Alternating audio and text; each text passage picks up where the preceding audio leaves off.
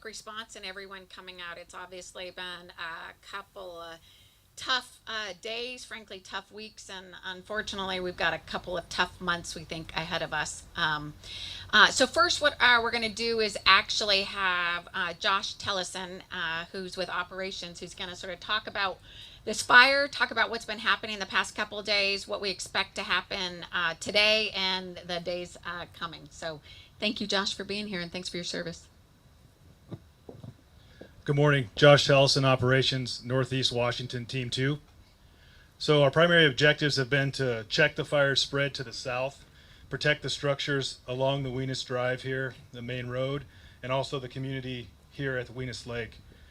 Our biggest challenges have been just a lack of resources, so it's taken us a couple days to get around it, but we have the north flank and east flank in very good shape, and we continue to mop up from the origin at DP 30 down through Alpha. A continued operation today is to continue to secure the presence along those structures there, and with any luck, we'll have this thing in patrol status by Sunday. I think that was the most efficient report I've ever had on a fire. We try to be efficient. I can tell. Thank you. Yep. So, and Yakima Vice Chairman, would you like to say a few words before we kind of dive in and take questions too? Sure. All right. Thank you, Hilary, and you know, I just like to thank everyone, coming together, with the full force of team effort on this, because just understanding Yakima Nation and its members, utilizing the usual and custom lands in our ceded territories, and how we're neighbors, and the community that is here, that we're all one when it comes to these lands. So I just wanted to highlight too at the same time that this drought season and this dryness needs to be addressed, and being of the high concern of our community and members, especially for the safety of our communities, our members, our natural resources, our medicines, our foods, our wildlife, our animals, in protection of everything of the land, because that's what we're here for, is to stand up for our lands. So I just want to thank everyone for this time, and thank everyone for coming together to address this emergency, because it's hitting all communities, whether it's here in this area, Bickleton, White Swan, we just need to all come together and make sure that we keep our communities safe. So I just want to thank Hilary for this time, and our firefighters, our front line, putting their lives on the line to make sure that we're safe. So I just want to share those few words, and thank everyone for today. Thank you so much. So I think it's pretty clear we are in the middle of fire season, and some really tough, challenging times. Currently, the two fires we have down here, both the Retreat Fire and the Black Canyon Fire, are obviously exhausting resources in this area and have been some pretty challenging, especially with the winds. We currently have about 10 large fires burning on the landscape. And to be honest, a number of them are keeping us up at night. Obviously, the Pioneer Fire, the Swawila Fire, these two fires here, as well as the one down back down to the in Klickitat, which brings back memories of last year's fire, the Newell Road Fire. The winds did not help, as we know. I always say that's the deadliest cocktail that you add to hot, dry terrain and fuel, as well as spark. Currently, we have about 82,000 acres that are already have burned. About 32,000 acres of that is on DNR protected lands, the 13 million acres that we protect. We are still, I would say we are still very well blessed in the fact that we have more resources than we've ever had before, even though, as you heard from Josh, we are challenged not having enough resources. We have about 42 air resources that are positioned throughout these areas and trying to get on these fires quickly and contain them. And while they're fighting the fires, they're also being pulled off for initial attack on other sparks that start. We obviously have a significant amount of ground resources, everything from our dozer operators to our firefighters on the ground across local, state, and federal agencies that are absolutely helping. Where we are also getting stretched is not only the number of fires that we're having, but right now, Oregon, to be frank, is in dire straits. Down in Oregon, they have had more fires starts and more acres burned than Washington, Idaho, and California combined. Which is going to continue to stress the resources that we might be able to call in from other states and from federal agencies. We're fortunate to have the National Guard has now been authorized and has been brought in to help out. We are grateful for that. And we have about 90 personnel from other states that are also assisting us here in the state of Washington.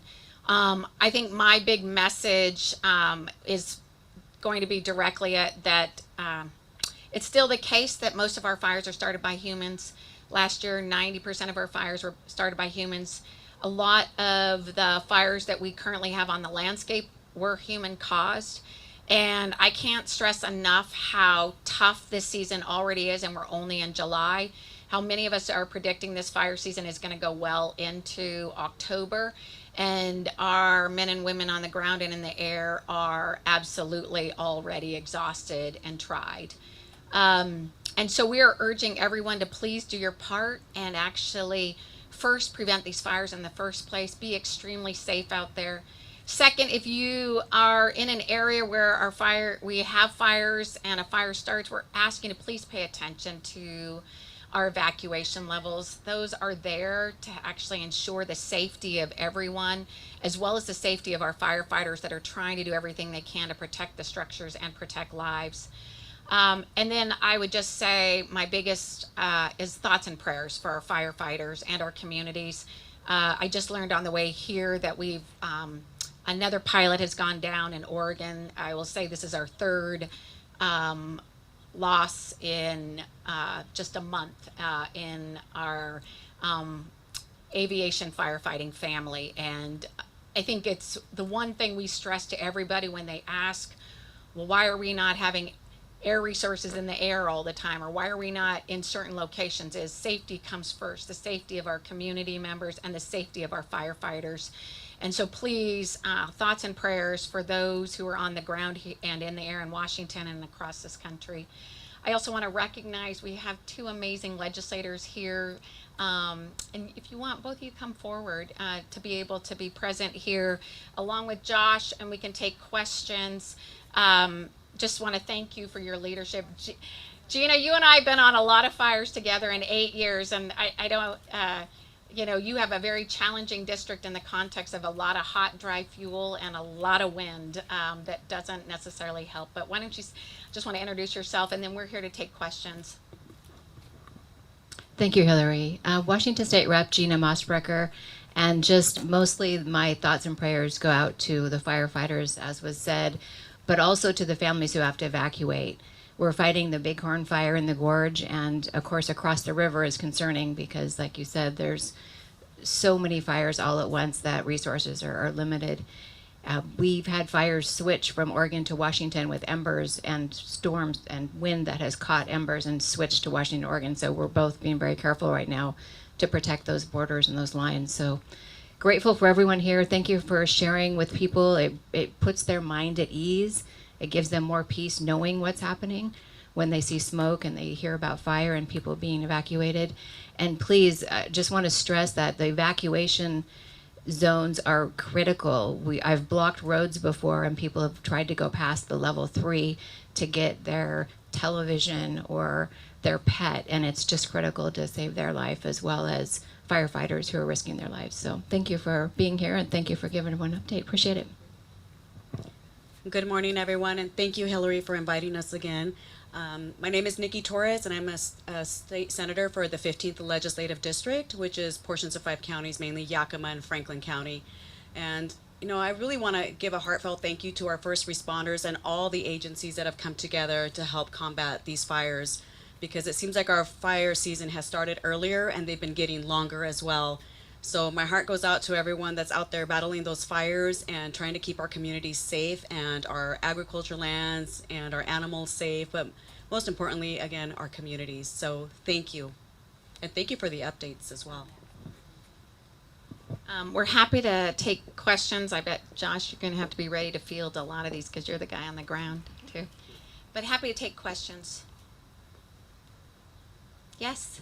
You touched on this a little bit, Commissioner, but the status of resources right now, I know we have more than ever, but not quite enough. Is this about normal what's being used right now?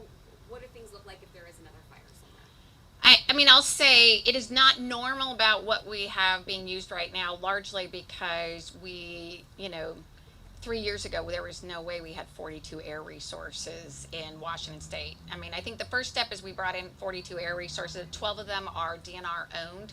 So 10 of our Vietnam War Hueys. I always have to stress Vietnam just to show you that how old they are. And then 2 of our Kodiaks, which has helped really on the imaging and understanding of the movement of fires. That information is critical not only in helping strategically fight the fires and know where to be building that containment line, but it also is able to give real-time information down to the firefighters on the ground and the incident command about where they need to be, but how you keep your firefighters safe and the community safe.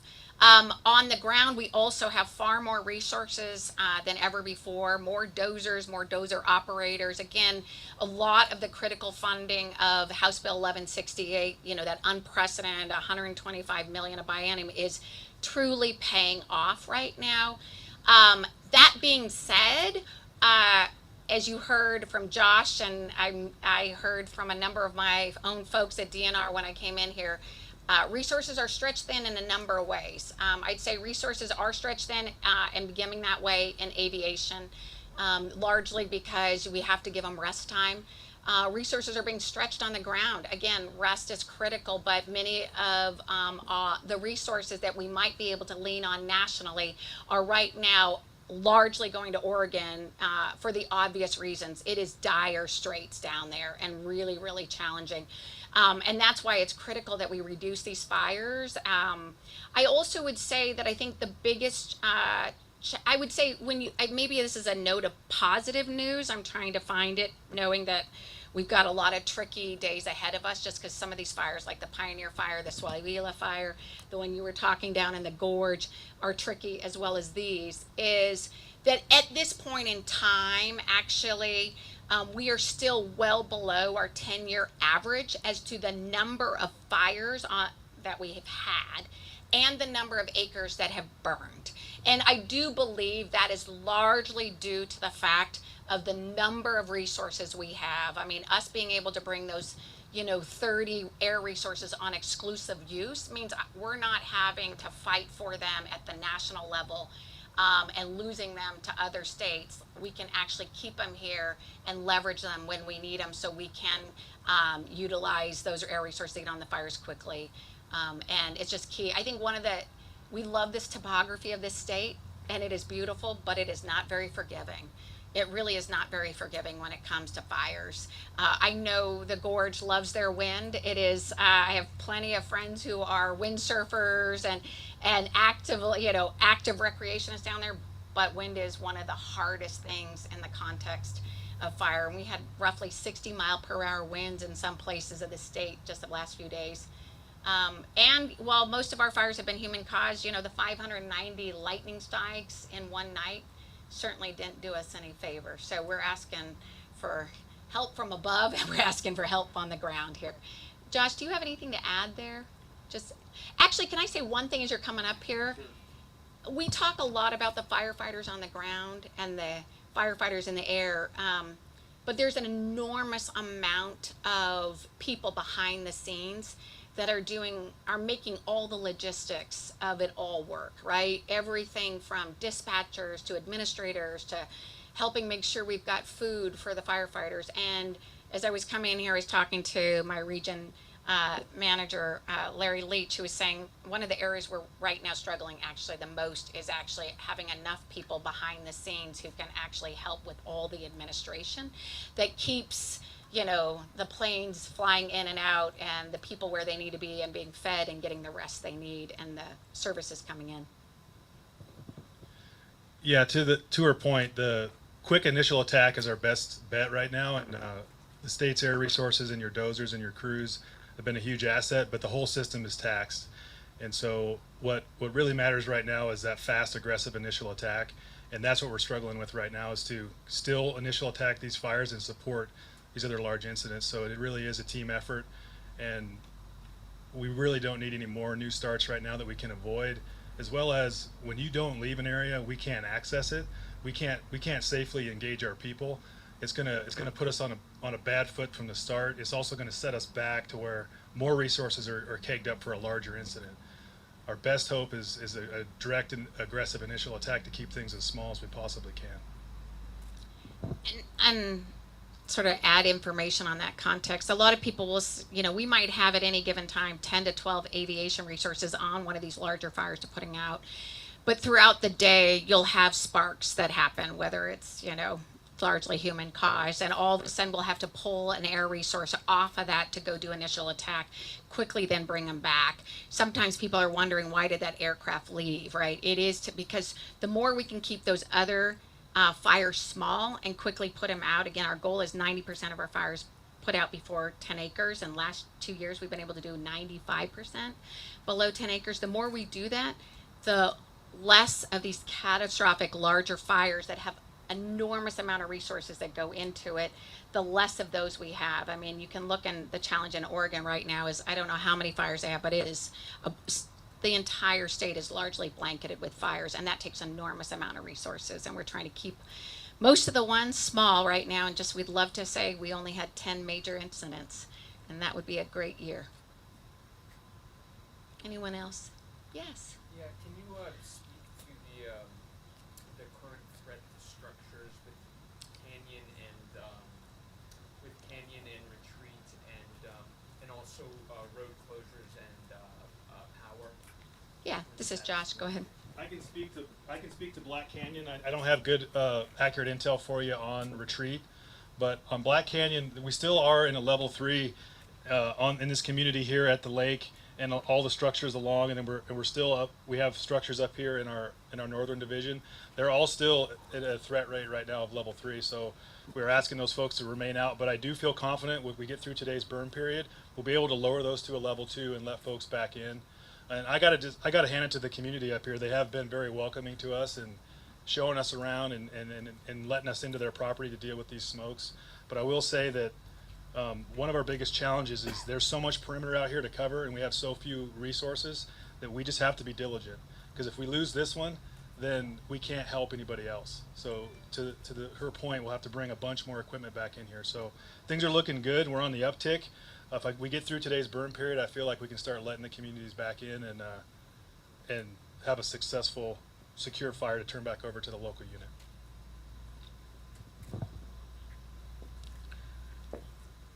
The retreat fire was one that was, I can't speak directly to the, you know, the strategy on the ground right now because I'm not there, but I will say the retreat fire that's grown to almost 10,000 acres now, maybe a little more. Unfortunately, those winds that we had literally blew it out on both sides, making it one far larger very quickly, but also creating even more challenge now because it's that winds just aren't helpful, and the topography doesn't help us necessarily either. Yes. What kind of impact does the structure of a fire like that, I know it's burning along both sides of the highway, when a fire is taking over sections of roadway, how does that impact ground crew's ability to fight it from that angle? I know you don't have to speak. You know how to do fires, Yeah. like on that context. It's all about the egress of our people and the safety. So anytime a major roadway is impacted like that, the challenge we always have is our folks to safely engage and be able to egress. So when you're dealing with a complex fire like that on both sides of a main road, obviously the values that are along there, the community, it's just a lot of things to have to deal with. So the biggest risk to our responders is their egress. So anytime a road like that's impacted, and from what I've seen, I believe Highway 12 is going to be impacted for quite some time. So that's our biggest threat, is really our own egress. So anytime that folks aren't aren't giving us easy access or are remaining in there, it just means less good work that we can do and my people not being safe. So that's the biggest threat.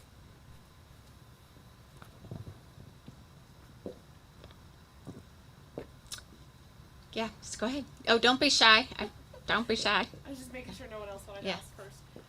So with a fire like this, there is obviously a lot of attention on it from the public. I know that in previous fires, there's been some impacts to emergency services and their ability to get where they need to go because of people who are driving to locations to watch the fires.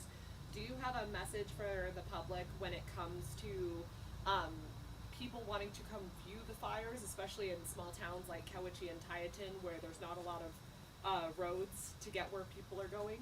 I think my first statement will be we're asking people to join our firefighting team, and we're not asking you to show up at the fire, we're asking you to stay away. Right? The best people can do right now is actually just create the least amount of work and stress for our firefighters, our first responders. Everything from please don't fly any drones into any area where we are fighting fires. It means we have to down our aviation crew immediately, to the context of please people listen to the evacuation orders. Don't second guess, our emergency response and our team. They know how to keep people safe. They've been doing this for decades. Please listen. We're going to do everything we can to protect your home and your family, and that means you need to follow those orders. And then others who are coming out to watch, that's why we have you, the press, here to actually provide as much information and resources for them to understand. But the best thing they can do is right now just give their thoughts and prayers to the families of the communities that are impacted by these and our firefighters, and don't start any fires. I think it's important, we talked about this fire. There are 3 fires currently on the landscape that are over 30,000 acres in size, and we've seen larger. I was just getting an update on the fires situation up and down the West Coast. Oregon has a number of fires that are well into the hundreds of thousand acres, and so they obviously are much more significant and larger than these. But the 3 that we have that are at the 30,000 acre level, one of them being Retreat, coupled with the Pioneer Fire, that's U.S. Forest Service fire, and we're providing support to them, and the other one, which is your Bighorn Fire, it's now 50,000, are ones that are very, very challenging and significant. The larger they grow, the more resources is needed, oftentimes, again, in difficult topography. Like the Pioneer Fire, much of that fighting the fire is structural fighters in the community trying to protect the structures while we got hot shots. And difficult for aircraft to fly if the smoke's there, and much more limited. So tough days ahead and weeks, and in fact months. Anyone else? Yes. Are any of the fires that are burning in Washington State right now close to areas where you've had the Wildfire Ready Neighbors program? And if so, has the work that's been done with Wildfire Ready Neighbors helped to protect structures in those areas? Yeah, I mean, that's a great question. You're pointing to someone, right? Yeah, no, I knew that. I didn't know if you were pointing to somebody to speak. I was like, what I would say, so our Wildfire Ready Neighbors has now been launched, we're about 2, maybe 3 years it's in Spokane County, Okanagan County, Chelan County, Yakima County, Klickitat County, Kittitas County. We have it in Pierce, Mason, Thurston County. I might have left one out there, and I apologize. And so I would say every one of those counties has already had a fire, and obviously I think it has already helped. And I would just say we're yet to see how it goes this fire season. But obviously Yakima County with 2 significant fires here, a fire in Klickitat County. Whether that homeowners taken action or their neighbors have, we don't necessarily know right now, but my hope, the only positive that comes out of this kind of fire season is people's awareness that no one in this state is immune from fires, and there are certainly communities that have far greater risk, and the more they can take action. I just got a note from a friend of mine. One of her friends' house just burned down in the Natchez area, and you know, he wanted to thank all of our firefighters and everybody who's been doing everything to fight those fires, and just unbelievable gratitude. But also, he is now struggling with significant loss for him and his family. So this is real. Yes. You just mentioned that there are two significant fires in the Yakima Valley, but when I was talking with my contact at the Red Cross, she said that both of the evacuation centers in Yakima County, they went on standby because nobody came. Do you know where people are going that live in the level 3 zones? I don't. I would just say, I mean, probably that's good that government, I don't think people want to know that I know where they went, but I meant that more as, what I would say is most often, I know people that I know, and just a few, it's a handful, went to family and friends that have been taken in. But I think we need the Red Cross available, because we do not know, especially when you have the conditions we've had, especially the wind. You don't know when it could blow out again. You don't know where it could blow out. You don't know how. We're going to try to keep it contained, as Josh had said, and same, we're going to try to make significant progress on the retreat fire. But having experienced the 2 Spokane County fires last year, which were unbelievable devastation, and seeing what an amazing gift Red Cross was and how much they provided to the community there. Grateful for Red Cross being there. We all are. And we're just thankful that they're there for those who might not have family or friends who can take them in. So, I think part of what you have right now is not as significant of you have a number of people left, but they have places to go and they've been planning for it. I mean, one of the things about Yakima County is it has plenty of experience in wildfires, similar to Clackatat. It's not necessarily a gift, but at least it gives them experience to prepare. Yes. With the big fire that we had out in White Swan and the number of structures that were lost there, is there, and the fact that we've had fires there since, is there a concern specifically about that area that we could see something similar to what we saw in Malden? Is that a question for you, Josh? Maybe. I mean, I could generalize.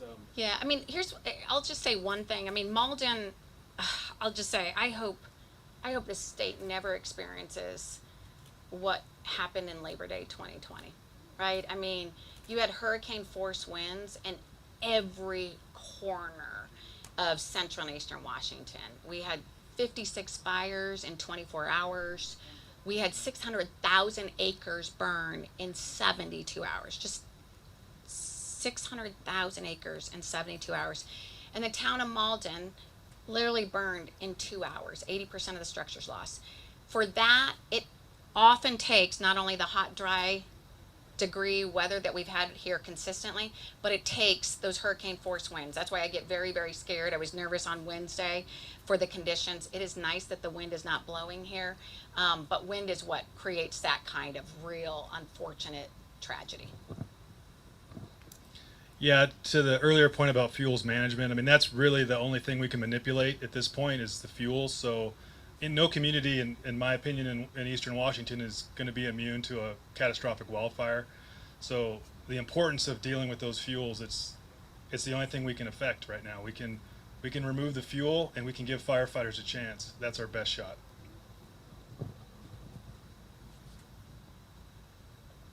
Yes. Any updates to the cause of these 2 fires? One, I believe, was determined to be human caused. Can you be any more specific on that? I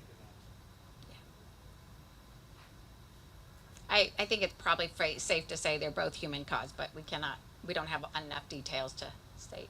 Yes. Has there been any progress in finding the driver that you guys are attempting to locate to question in connection with the Black Canyon fire? Is that for you, Josh? Yeah, we're good. We're good? We spoke. Okay, great. There you go. We have. Did it help? We spoke. We need to speak. Stay tuned. Anyone else? You're all baking here under the sun. Just imagine my firefighters and their Nomax. It's even worse. Hotter, more challenging. Anything else, anyone? Thank you all. I will say thanks to the media. This is obviously very, very important. The more we're raising the attention on the issue around fires, the better we will be able to keep everyone safe and reduce them. So thank you.